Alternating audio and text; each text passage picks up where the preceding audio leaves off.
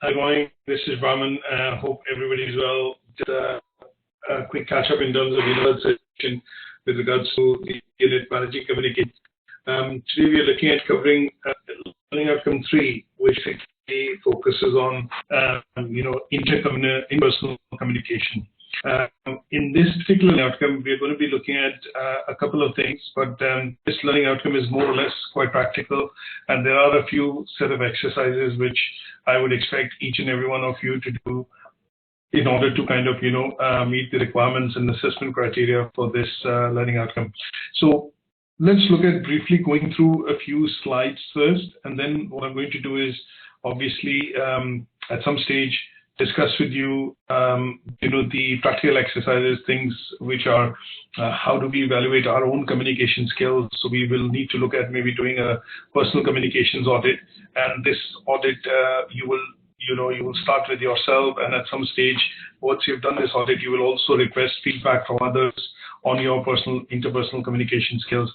And then towards the end, what we're looking at is for this learning outcome, we are looking at primarily doing a plan, or essentially making a plan to show how you would improve your personal interpersonal communication or communication skills using something called a personal development plan.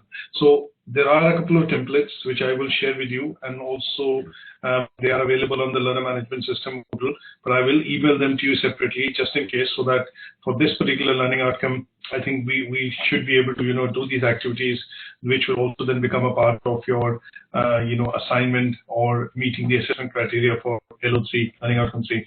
So just to summarize, let's do a bit of a recap in terms of what we've covered so far. In the first learning outcome, we have covered, key things in terms of understanding what is data, what is information, and how information is converted into knowledge.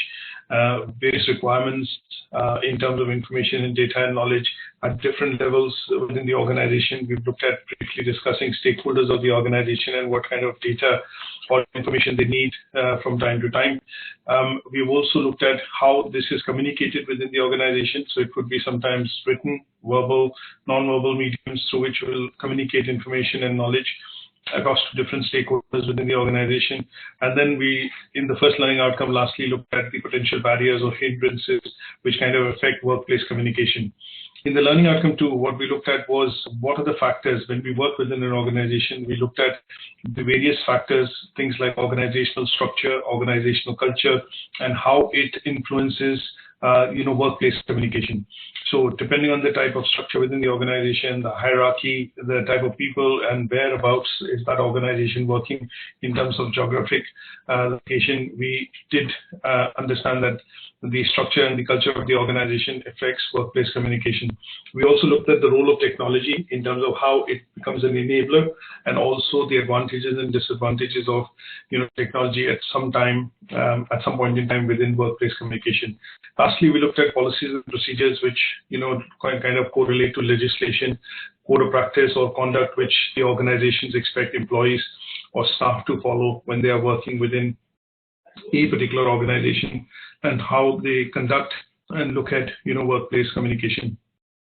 So taking that further, what we're doing is we are looking at going into learning outcome 3, and in learning outcome 3, primarily we are focused on understanding interpersonal communication, and here we will look at, as I mentioned to you earlier, evaluating our own communication, skills. We'll look at doing a personal skills audit, and then towards the end, develop some sort of a plan to try and understand how you improve interpersonal communication or communication skills, basis feedback, from others. Now, the other thing that we're going to look at is primarily at some stage in this learning outcome, one of the theoretical aspects that we have to learn and understand is the theories of interpersonal communication. And that is something also we will focus on, and I will discuss them in this learning outcome. But at a later stage after the session, I'm also going to send across a small handout, which is a couple of pages to understand and read, the theories of interpersonal communication. So let's start off with the slides and dwell into the learning outcome 3. Any questions, please raise them through the chat mode. And then if you're not able to understand anything, my suggestion would be stop me there and then, and we'll take up the questions there. So going further, let's look at how do we define interpersonal communication. Now, interpersonal communication has been defined in very many different ways. Some scholars have defined IPC or interpersonal communication as based on a situation or on the basis of the number of participants involved and the type of participants involved. But over the years, when this initially was suggested in the early 1970s, Miller, one of the person who worked on interpersonal communication theories, basically defined IPC as a communication which occurs between two individuals or two persons, and it is able to provide immediate feedback, due to the face-to-face interaction. So interpersonal communication is a form of communication which is quite instant, and it is normally person-to-person in face, done in situations where you are face-to-face and or involves group settings. So it could be something like a meeting which is happening within the office, or in some cases it could be a discussion happening between two people face-to-face, on any topic. Now, it is primarily studied. Most of this communication, when you look at within the organization, the second point says is that it is managerial communication. So you will have a lot of short discussions, tasks which are assigned, to-do lists which you are looking at. And those tend to be, what you call interpersonal communication between peer and managers, or your, peer and line manager, or colleagues or managers. Now, these communications typically can be plagued by, differences in the interpersonal communication style, and that is what sometimes, is to be looked at when we study, what you call the interpersonal communication styles. Now, the style in which an individual prefers to relate to others, differs, and what we do see from time to time is that sometimes some people will have a different point of view, and they will then put, this across in a form of communication which sometimes is not understood by others. And in those cases, what tends to happen is it creates a bit of a conflict, and this conflict, then means that sometimes goals and objectives are not understood clearly. So in some cases, this mode of communication between people on a face-to-face basis is quite important, because people need to be good communicators to be able to recognize the different styles, and also to be able to modify their style considering the type of audience that they're addressing, in a particular situation. Now, let's look at understanding interpersonal communication. Why is it done, and why is it important? It is largely focused on transmitting information from one person to the other.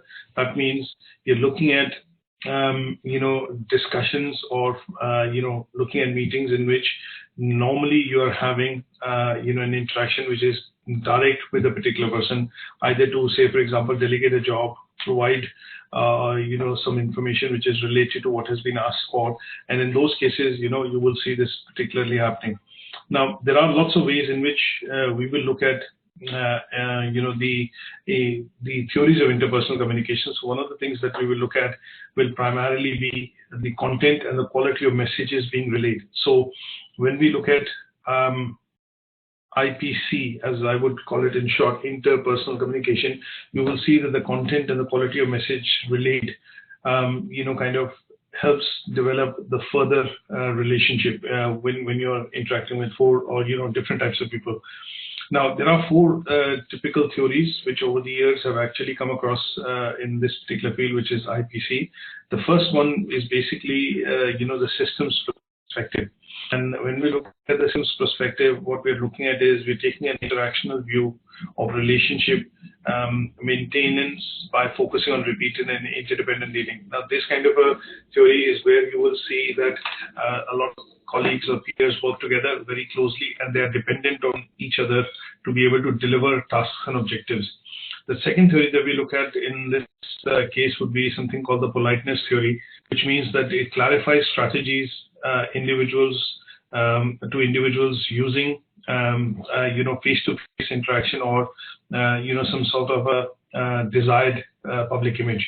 So here, what you will see is that in the politeness theory, typically you will see managers giving out tasks or delegating tasks to their teams and individuals in order to ensure that the work is properly understood, and then the goal and objectives are achieved and met. The third theory that we will look at briefly telling you about here would be social exchange theory, which primarily looks at evaluating relationship on the basis of rewards and costs. That means here there is a bit of a understanding between the working individuals or the manager and the individuals, is that if you're able to complete goals and objectives, then you're able to receive rewards in return, for the work which you've been able to accomplish for the organization. So here the benefits, the ratio of benefits to drawbacks explain where the relationship would go and whether it will continue or not.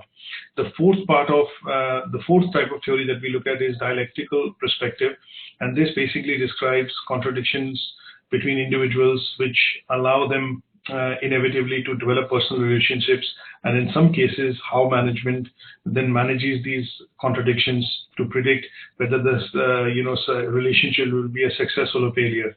So these kind of theories you will see primarily being adopted in situations wherein you will see, say for example, two organizations come together or two departments have been asked to work on a particular project, and what will happen is there will be some contradictions because there is no overarching authority with one particular department to be able to kind of monitor and maintain course to achieve that objective. So in this case, what will happen is there will be some contradictions, there will be some conflicts, but here the management then steps in to kind of help do away with those contradictions and help predict, help basically develop a relationship. Now, this theory does not define whether this relationship would be a success or a failure, but in some cases, is used by organizations to kind of, develop this into an aspect wherein they kind of come out with a success rather than a failure.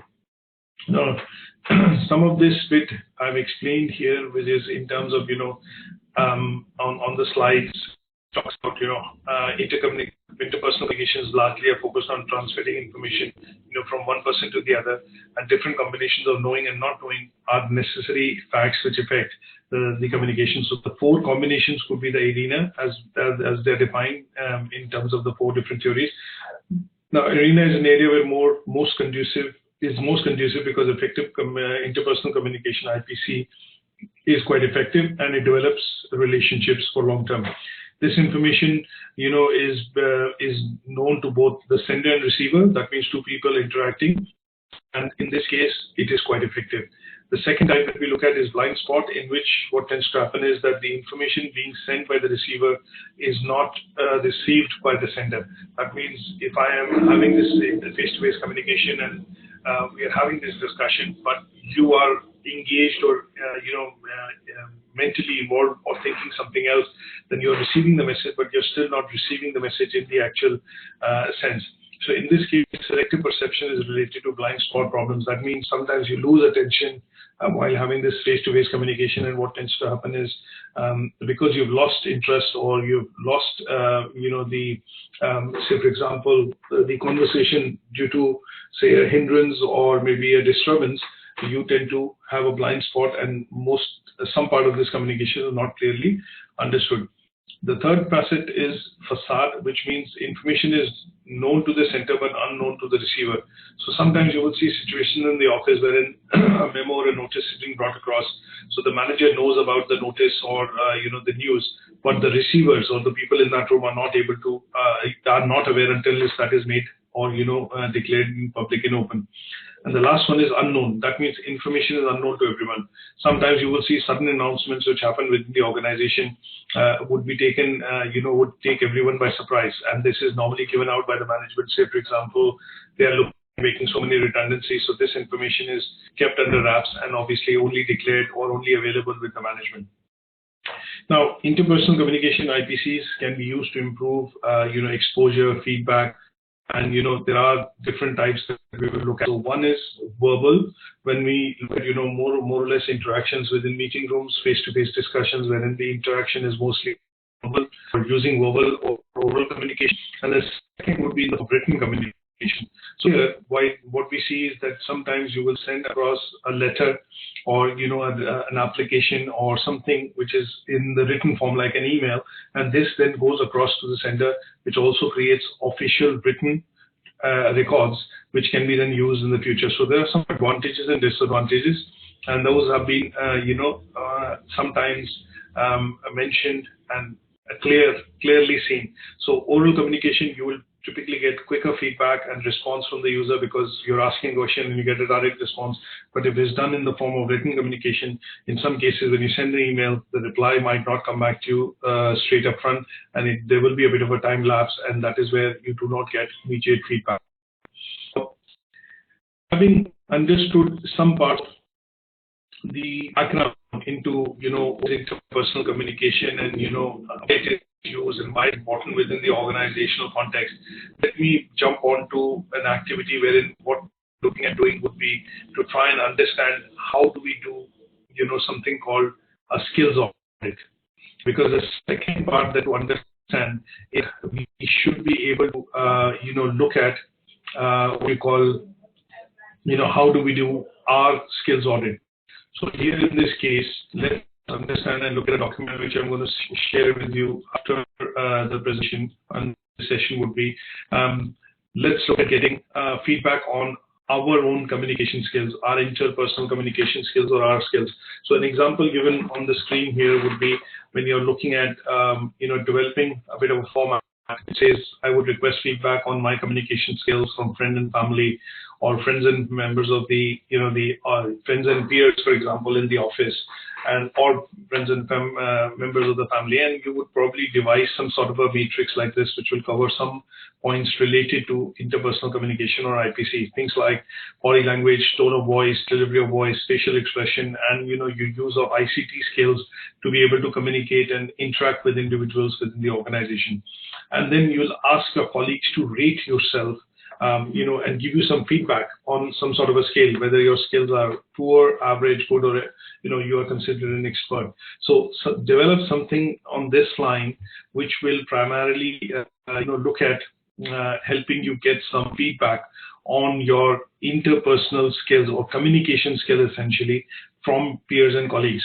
So here you could also change things like, which would be things like when I look at, taking feedback, how good am I on written communication skills or oral communication skills? Am I good on, formal communication or informal communication? You could also look at things like, are you able to contribute towards meetings? How good are your ICT skills? And you could take some general feedback from colleagues and your friends on, your communication skills. So this is something which is directly related to the task, and that task primarily, looking at the task which is evaluate the effectiveness of your own communication skills. And this task which I've just shown is request feedback from others on your own communication skills is task 3.3. So this particular handout will then help you to kind of develop and understand, basically get some feedback from colleagues and your friends and family to understand how good are your communication skills. The next task which is related to this that we want to do is understand how do you put a plan in place to develop some of these communication skills once you had the feedback from others. So going back to the same document, what I've done in this is also created a small template wherein what I've done is the major headings that are seeking feedback on, things like, in this case, you're seeking feedback on language, you're seeking feedback on your facial expressions, the use of ICT, your vocabulary in terms of your written and your communication skills, written and verbal communication skills. So what you have to do is put this into some sort of a personal development plan to ensure that the gap areas, you identify those gap areas from the skills audit, which are listed here on the left. And then once you identify those areas, you're going to put some action points in place to be able to address them. And these action points will be, you could define certain action points with some target timelines or date, that how will you, in how much time will you then look at, say for example, improving on these, targets which have been set, or these gap areas which are identified, and then what could be the outcome when you've achieved the improvement areas and you've filled those gap areas. So here, one of the key things that I could look at, say for example, would be if I could drop a new row, and here I would say that I'm looking at, say for example, putting a personal development plan in place. First things first is I will put something which is keeping in mind, SMART objectives. That means it is specific, it is measurable, it's something which is can be can be which actioned, be realistic, and then it has to be time bound. That means you have to be able to achieve, that objective within a certain particular time, and that is something which is really important. Now, when you look at that, what you could do is, when you've identified, these, you are basically looking at understanding, the putting together of this, the personal development plan in the form of something which is smart. So here, what you need to do then is identify something which is a gap area. So, for example, it could be that your public speaking, when you are in meetings, you need more confidence building on that. Or, for example, you kind of shy away from doing public speaking, or you have hesitation in public speaking. So this would be a gap area. Now, what are the actions that you're going to kind of look at to complete or fulfill this gap area? What you're going to do is identify them here. Say, for example, take coaching from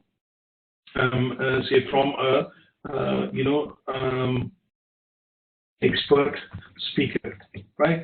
Now, this is one of the actions that you're going to do. Second is practice speaking in front of the mirror. That means you're going to practice public speaking by observing yourself in front of the mirror. Third, you're going to say read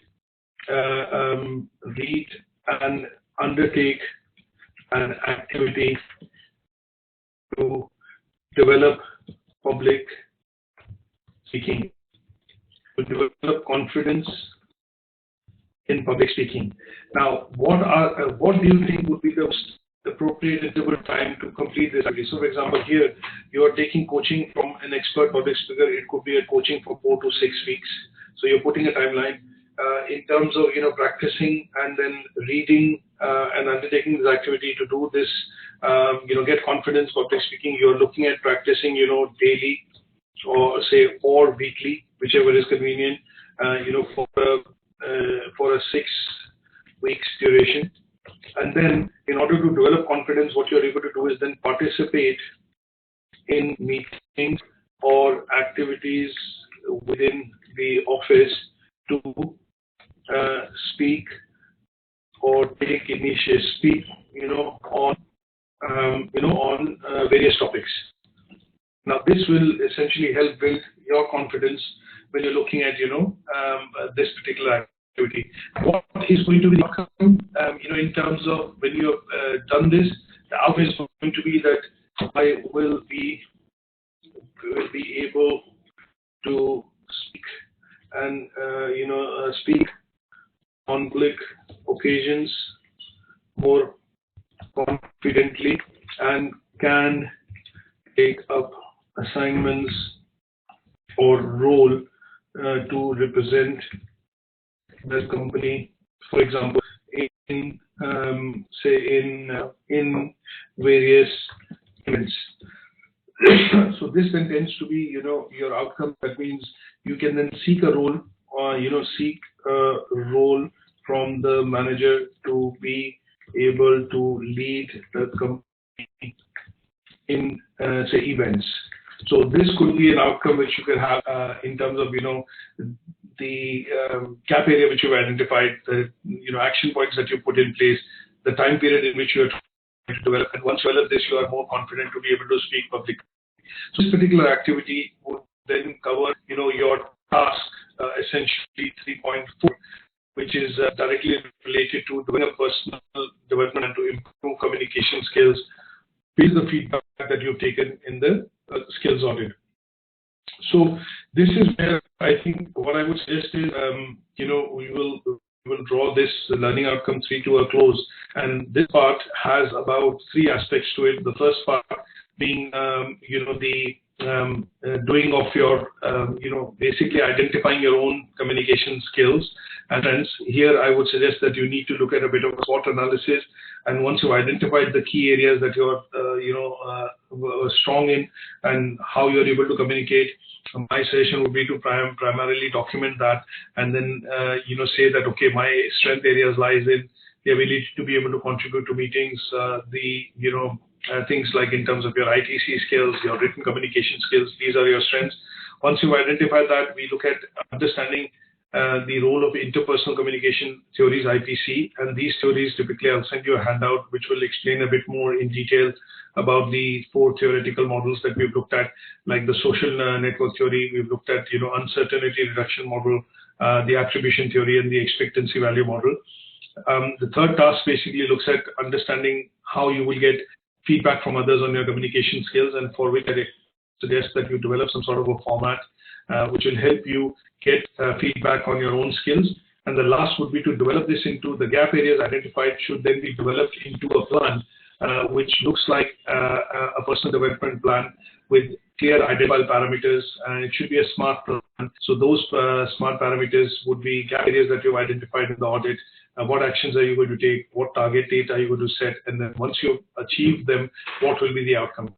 So once you're able to put that together, that will complete your learning outcome 3 under the unit Managing Communication.